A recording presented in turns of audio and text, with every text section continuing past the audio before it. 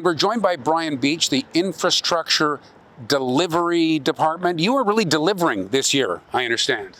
I mean, a lot. It's going to be an unprecedented year, but it's a fun job. These planners in the city give me all this money to spend, and me and my department, we get to spend it. And it's going to be an unprecedented year of infrastructure construction.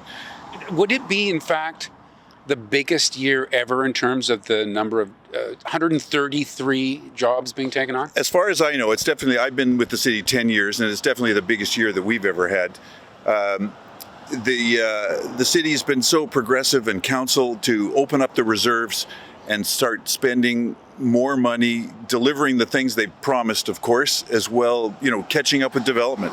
We have so many projects that we need to get going on and to deliver for the citizens, and it's also a great time to do that work. With single family subdivisions slowed down, all those contractors and consultants want to work for us, and we don't have to fight for their attention right now. They are chomping at the bit to help us out with that amount of work. Does that mean the city ends up perhaps getting a better deal on how much it costs? A little bit. We just tendered a project recently for some urbanization down on Glenwood Avenue, and we had 9 submissions, half of them under our budget, so it was great news. Right. So it is an unfortunate fact of life that the best time to get all the building done is the same time that the city loads up with visitors, and so the traffic disruptions are not great, but there really is no other way, is there?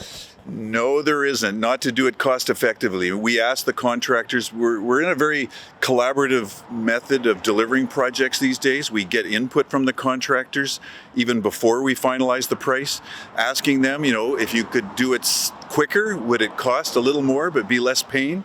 We've got projects where right now one of the projects is a roundabout up on Chute Lake Road. At Frost, and the contractor said, I can allow traffic through all day long. It's going to cost you more because it's going to take longer. Would you rather allow me to close it? I'll get it done in half the time at less cost, but there's a little bit of pain. So we're going to ask for people's patience and understanding that it's the short-term pain is better for everybody. So you have to kind of weigh these things out. Absolutely. There's always a price to pay for convenience. We can ask people to work at night, but that causes noise. It costs more money for lights and shifts. So it's a constant battle of weighing with our communications people, with our operations people, just what is the best bang for the buck, and to try to, like I say, minimize that inconvenience as much as we can. So there's some pain to get the gain. So what are the biggest highlights that residents of Kelowna are going to see coming out of all this work? One of the things that Citizen Survey every year reminds us of is traffic, and council's aware of that.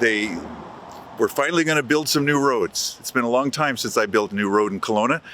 We're going to extend Birch Avenue from the roundabout down to Kalo Road. We're going to extend Hollywood up north at the university, extend that road from Sexsmith right up to John Hindle to the roundabout through the property that the city bought a few years back. It'll be used for the future transit facility, but we're going to build the road now, so we're ready for that. So finally, building some roads. We're going to extend the 4-laning on Glenmore Road, a little bit with a sewer job. We try to combine projects as best we can, so we're not tearing up the street more than we have to. Right. So when someone says the traffic is terrible in this city and they blame you, at least you can say you're doing stuff. We're spending the money to add those routes. I mean, it's never going to be perfect. We're always going to have a rush hour. A famous saying from one of my bosses before was, "You're not stuck in traffic. You are traffic." So we encourage people to ride their bikes. We're still building bike lanes and active transportation corridors across the city, making it safer and better for citizens to move around as pedestrians or bikes. Transit, of course, transit service. We're expanding the transit facilities at Okanagan College and Rutland and the Mission Rec Center. So we just want to make it easier for people to have choices. We don't just report the news. We live here too. We're your neighbors, bringing you stories that matter to all of us. No government funding, no outside influence. Kelowna Now, local, independent. News you can trust.